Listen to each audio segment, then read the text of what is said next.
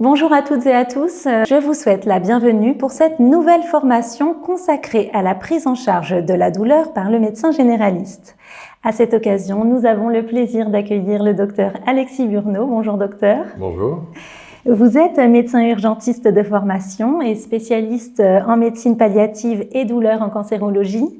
Vous exercez dans un centre de lutte contre le cancer en Île-de-France où vous êtes le chef de service de l'unité mobile douleur, soins de support et soins palliatifs. Parallèlement à vos activités hospitalières, vous êtes très engagé dans la coopération médicale en France et à l'étranger à travers de nombreuses missions, principalement en Asie et en Afrique.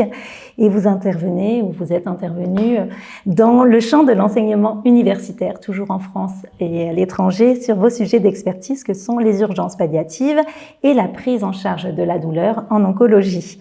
Vous êtes également co-auteur de publications scientifiques dans le domaine de la prise en charge du patient douloureux atteint de cancer. Merci beaucoup d'avoir accepté notre invitation pour nous parler aujourd'hui de la prise en charge de la douleur à vos confrères médecins généralistes. Merci beaucoup d'avoir accepté notre invitation. Merci beaucoup. En effet, la session qui nous anime touche un sujet pluriquotidien pour le médecin, qu'il soit en ville ou à l'hôpital, la douleur. Les patients viennent nombreux chaque jour se plaindre d'une douleur pour essayer de la comprendre, pour essayer de la soulager. Et cette médecine de la douleur, cette médecine destinée à soulager le malade, c'est une médecine très gratifiante. Il y a eu des progrès considérables ces dernières années pour soulager.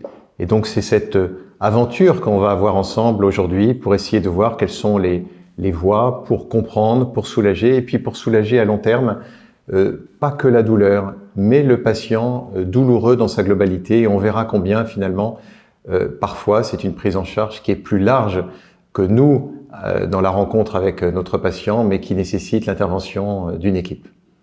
Eh bien, nous allons voir tout ça. L'Association internationale pour l'étude de la douleur donc définit celle-ci comme une expérience sensorielle et émotionnelle désagréable associée à une lésion tissulaire réelle ou potentielle. Son évaluation ne peut être réalisée qu'avec la participation active du patient. Lui seul est en mesure d'en décrire l'intensité et de rendre compte de l'efficacité du traitement mis en œuvre pour la combattre. Il n'existe en effet aucun examen permettant d'objectiver la douleur. En tant que médecin généraliste, vous êtes bien souvent le premier acteur confronté à l'évaluation et à la prise en charge de la douleur, qu'elle soit aiguë, chronique ou liée à un soin.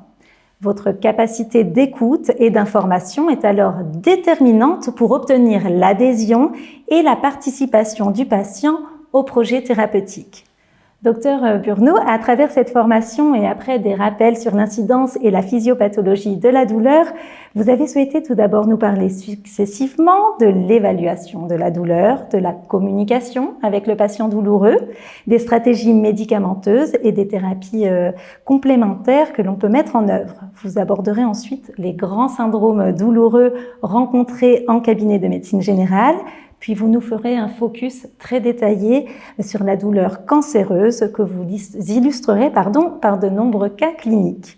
Si vous êtes d'accord, je vais sans plus attendre vous laisser la parole pour démarrer notre première partie. Merci.